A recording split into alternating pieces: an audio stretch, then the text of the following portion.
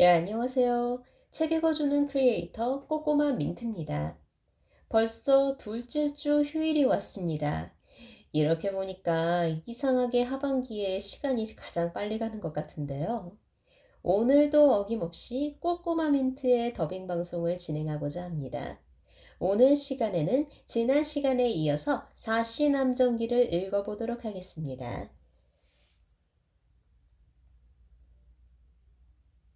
이때 사공자가 소문을 듣고 곧 사실에 찾아가서 눈물을 흘리며 가로되 여자가 가부의 용남처럼 마땅히 본가로 돌아와 형제끼리 서로 의지함이 좋은데 어찌 이런 무인공산에 홀로 계십니까?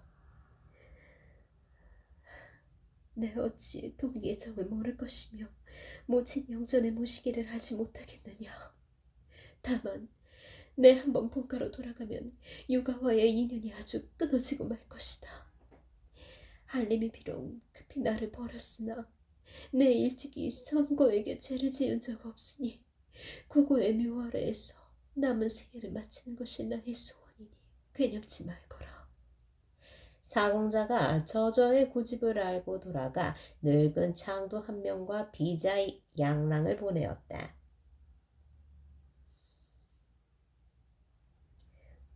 우리 집에서도 본 뒤 노복이 얼마 안 되었는데 어찌 이런 마당에 여러 채 두겠느냐.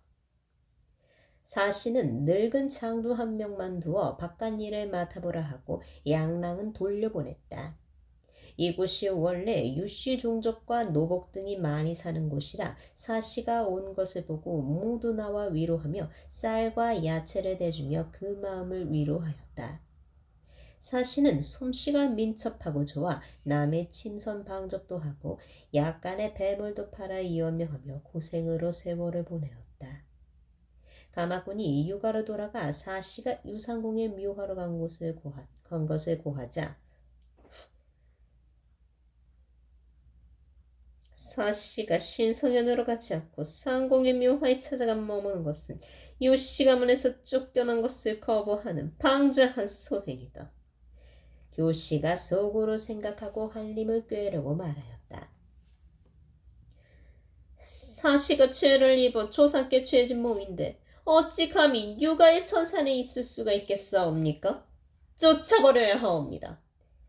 한림이 잠시 잠자코 있다가 뜻을 말하였다. 서씨가 이미 늦춰진 바에요. 거치는 제 뜻대로 할 탓이오. 하물며 묘하게 다른 이들도 많이 섰는데 사실을 금하여 무엇하겠소. 교녀는 마음의 거리낌이 있으나 감히 어떻게 하지 못하였다.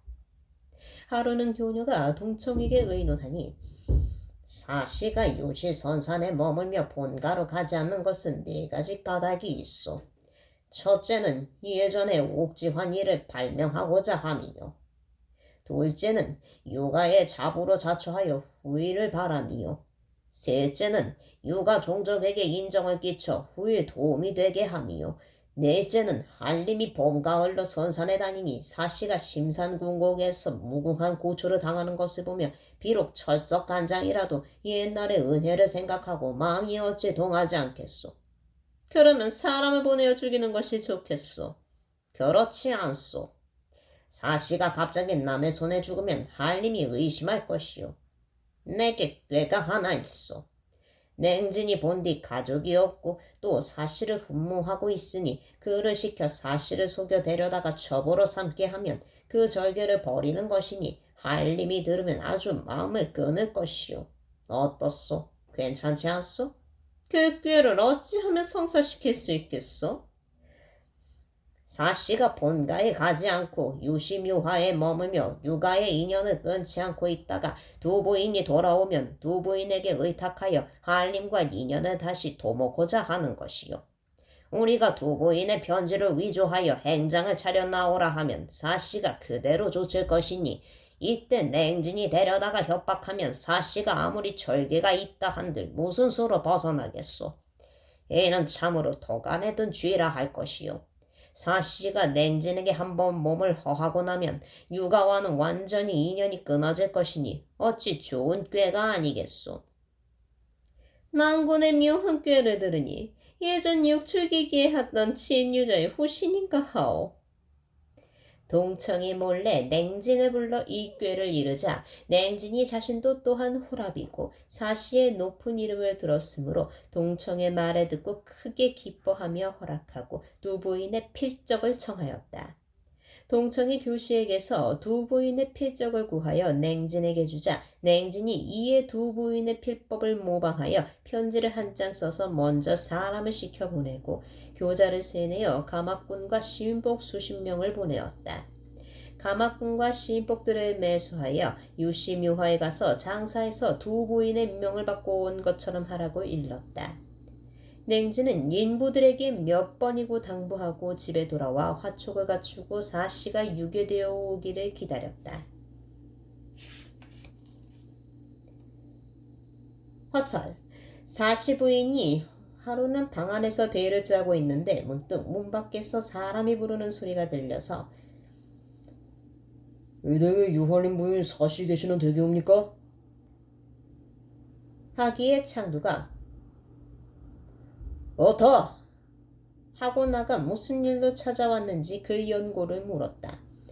서울 두추관댁에서 왔어. 두추관이 댁 있는 오시고 장사를 가셔서 그 댁이 비었는데 어쩐 연고로 왔어? 아직 그 댁 소식은 모르는구려. 우리 댁 노약께서 장사 주관으로 계시다가 나라에서 한림학사를 부르셔서 두 부인이 먼저 상경하시어 사시 부인이 여기 계시다는 소식을 들으시고 놀라시며 나를 보내어 문을 여쭙고 편지를 전하라 하여 가져왔소. 장도가 편지를 받아들고 부인께 드리고 그 사람이 한 말을 아뢰었다. 부인이 그 편지를 받아 펼쳐보니 이별한 후 염려하였다는 말과 아들이 한림이 되어 상경했다는 말과 내가 서울을 떠나 그대가 이 지경에 이르렀으니 한탄한들 어쩌겠는가. 지금 그대가 머문 것이 서하고 산곡이라 강포한 사람이 침노할까 두렵다. 내 집에 와서 서로 의지하면 편안할 것이다. 마땅하다 여기면 교자를 보낼 것이라는 내용이었다. 사시 부인이 두 부인을 상경했다는 말을 듣고 기뻐하며 의심하지 않고 칼뜻으로 답장을 보냈다. 이곳이 비록 산골이긴 하나 서산을 바라보며 위로를 삼았더니 이제 떠나게 되니 참으 처량하구나.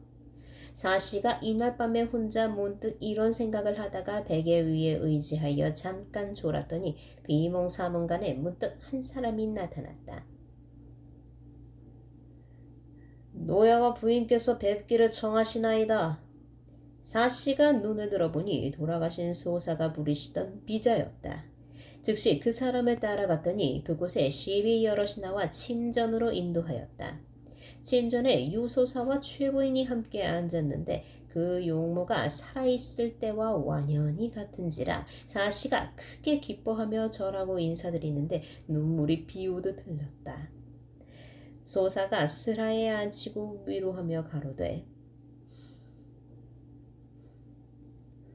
내 아이가 잠언을 고지 듣고 현부를 곤란케니 내 마음이 편치 못하구나. 그러나 오늘 두 부인이 보낸 편지가 참이 아니니 현부는 다시 자세히 살피라. 그리하면 알리라. 최 부인이 사시 부인을 불러 옆에 앉히고 어루만지며 가로되 내 일찍 세상을 떠나 현부를 보지 못하였으니 어찌 슬프지 않겠느냐. 네 다시 눈을 들어 나를 보아라. 유명이 비록 다르나 현부가 연수와 더불어 사당에 오를 때마다 현부가 올린 술잔을 흠양치 않은 적이 없었다. 하나 이제 교녀가 제사를 받더니 내 어이 흠양하겠느냐. 슬프구나. 현부가 집을 떠난 후 이곳에 와 있어 우리가 와서 즐거이 의탁하였으나 이제 네가 멀리 가게 되니 어찌 슬프다 아니하겠는가. 사시가 울며 말하였다. 비록 두 부인께서 부르시나 어인 떠나겠습니까? 소사가 가로되 두 부인에게 간다면 오직 그것은 말리겠느냐. 그것은 말하는 것이 아니다. 그 편지는 거짓된 것이나 그렇다고 네가 여기 오래 있으면 박해가 있을 것이다. 아직도 7년 재액이 남았으니 남방으로 수로 5천리를 그러니까 비난하는 것이 마땅할 것이다. 후회하지 말고 남방으로 멀리 떠나거라. 그것도 매우 급박하게 되었으니 서둘러라. 외롭고 쓸쓸한 여자 혼자 몸으로 어찌 7년을 떠돌겠사옵니까? 학길에 있을 기력이나 알려주시옵소서. 이는 천명이니 어찌 알겠느냐. 다만 할 일이 있으니 지금으로부터 6년 후 4월 15일에 배를 백빈주에 메어두었다가 급한 사람을 구해주어라. 이것은 마음에 새겨두어 절대로 잊지 말아야 할 것이다. 또 너는 이곳에 오래 머물지 못할 것이니 빨리 가거라. 소사가 당부하자 사씨가 읍하고 흐느껴 울며 이제 이곳을 떠나면 언제 전하를 다시 뵈오리까 하였다. 유모와 차환이 사실을 깨워 깜짝 놀라 일어나니 바로 꿈이었다. 너무 신기하여 꿈에서의 일을 말하였더니 시비드도 또한 신기하게 여겼다. 사씨 부인이 존구의 말씀을 생각하고 두 부인의 편지를 다시 보았다. 두 치관의 붙인 일미 홍자인 고로 두 부인이 평소 말할 때나 편지 쓸 때나 일절 홍자를 쓰지 않더니 이 편지에는 홍자를 썼으니 이는 반드시 위조가 분명하구나. 도무지 모르겠구나. 어떤 사람이 이렇듯 나를 모해하는가. 사씨의 마음속에 의심이 가득할 때 동방이 밝아오자 사씨가 유모더러 말하되 전국께서 분명히 남방으로 수로 5,000리를 가라 하셨는데 장사 땅이 바로 남방이고 또 두 부인이 가실 때 수로로 5,000혈이나 된다 하셨으니 이것은 필시 두 부인을 찾아가 의탁하라 하시니 어찌 가지 않겠느냐. 곧 앞방으로 남방으로 가는 배를 구하였으나 이내 구하지 못하여 초조해하고 있던 차에 장두가 말하였다. 두부께서 교자를 갖고 왔으니 어찌 어릴까? 사씨가 꿈속의 일을 생각하고 이르기를 내가 어젯밤에 감기가 들어 일어나지 못하였으니 수위로 낫거든 가겠다 하라. 장두가 이대로 이르니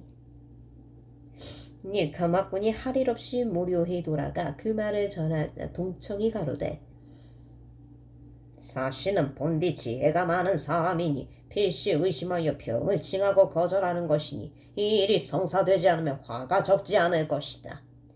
냉진이 가로되 이면에 친구름이니 건장한 사람 수십 명과 가마꾼을 데리고 묘화에 가 숨었다가 밤이 되거든 사씨를 결박하여 데려오는 것이 좋을 거호. 동청이 가로되 그러는 것이 옳듯하니 바삐 행하라. 냉진이 강도 수십 명을 데리고 묘하러 갔다. 이때 사씨는 남방으로 가는 배를 얻지 못하여 근심하다가 마침 남경으로 가는 장사배를 만났는데 바로 두 부인의 장두로서 일찍이 속량되어 나가 장사하는 장삼이라는 사람의 배였다. 사씨가 그 말을 듣고 기뻐하여 즉시 장삼을 불러 함께 가기를 부탁하니 장삼도 또한 두부에 있을 때에 사씨를 배운 적이 있어 그 고생함을 알고 배를 대어 오르기를 청하였다. 사씨가 유상공의 묘화에 나아가 재배하직하고 유모와 차환, 늙은 창도 한 사람을 데리고 배에 올라 남방으로 향하였다. 이때 냉진이 수십 명 강도를 데리고 묘화에 나가 수풀에 은신하였다가 밤을 타서 사씨가 머무는 집으로 달려들었더니 집은 비고 이미 한 사람도 없었다. 냉진은 크게 놀랐다. 과연 사씨가 뼈가 많은 사람이라더니 우리의 길교를 알고 벌써 털어놨고. 냉진이 돌아가 동청에게 이 말을 이르니 동청과 교녀가 사씨를 잡지 못한 것을 안타까워하였다.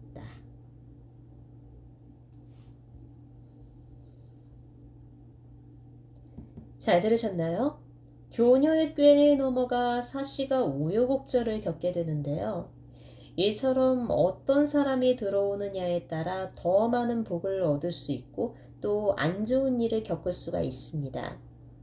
세상에 착한 사람들만 있으면 더할 나위 없이 좋겠지만 사람의 성격은 모두 다양하기에 악한 사람들도 존재하기 마련입니다. 그래도 한 가지 확실한 건 우리가 마음가짐을 어떻게 먹느냐에 따라 선인이 될 수도 악인이 될 수도 있다는 겁니다.